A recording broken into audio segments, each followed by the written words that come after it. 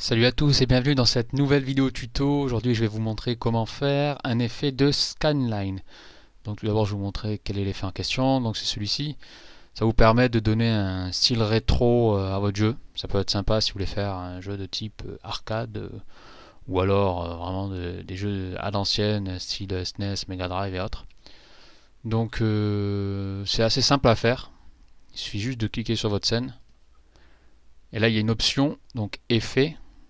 Vous cliquez dessus, édition, et vous choisissez l'effet que vous voulez. Sachant que de base, il n'y a pas beaucoup d'effets, mais il suffit juste de récupérer, donc de récupérer des effets pour ClickTeam Fusion, de les mettre dans le dossier adéquat.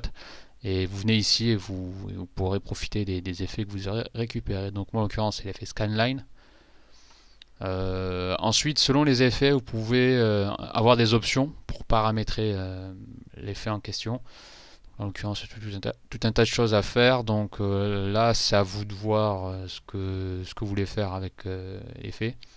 Donc là, juste pour le fun. Donc voilà, vous l'avez vu. Donc effet de skyline. Je vais vous montrer vite fait un autre effet. Hop, là on peut le voir. Tout en noir et blanc.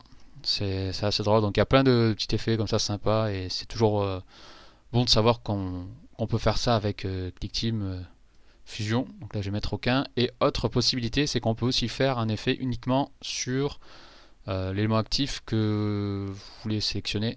C'est-à-dire qu'en fait, hop, vous cliquez dessus, vous allez sur l'onglet options d'affichage, euh, effet, donc là il n'y a aucun. Et si je m'amuse à faire effet donc monochrome, donc automatiquement ça va me modifier uniquement mon élément actif. Donc c'est aussi un paramètre à savoir. Et autre chose, c'est qu'on peut donc configurer les effets à partir de ces propriétés, mais aussi on peut les programmer. Donc là, en l'occurrence, j'ai fait une condition très simple lors de l'appui d'une touche.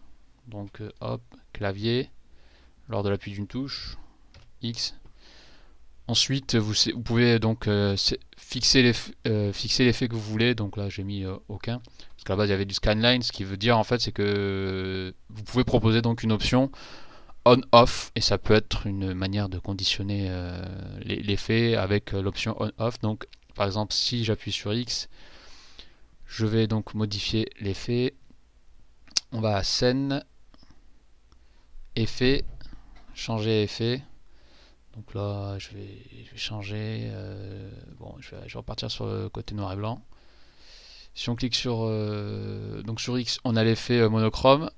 Et on peut faire la même chose aussi pour l'élément actif. Donc fixer monochrome. Donc du coup, je vais supprimer cette ligne. Je vais juste laisser ça. On va le voir. Donc X, ça change l'effet. Et si vous paramétrez une autre touche ou une autre condition, vous pouvez faire annuler l'effet. Donc vous mettez effet aucun. Et on peut faire la même chose donc avec l'élément actif. Donc vous faites clic droit, effet, changer effet. Donc pareil, on va rester sur le côté monochrome.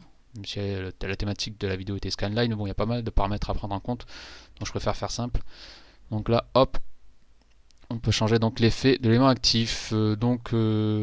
C'est à peu près tout pour cette vidéo. Donc c'est un truc très simple à faire et qui peut être très très efficace en fonction de ce que vous voulez faire. Donc j'espère que cela vous aura plu, que cela vous aura aidé, et n'hésitez pas si vous avez des idées à faire partager. À la prochaine.